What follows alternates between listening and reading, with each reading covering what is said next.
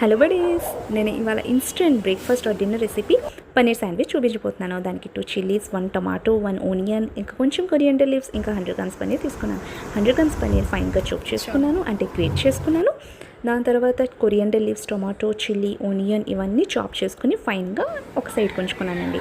నేను బ్రెడ్ కోసం whole wheat bread square షేప్లో ఉన్న తీసుకున్నాను. Comparatively far better than maida bread. It is no maida అండి. ఇంకా సిమ్లో ఒక ప్యాన్ పెట్టుకొని ఘీ అప్లై చేశానండి. సరిగ్గా ఘీ అప్లై చేయాలి. దాని తర్వాత ఒక 4 పీసెస్ నేను 1 సైడెడ్ ఫ్రై చేసుకున్నానండి. హిట్ చేసుకున్నాను.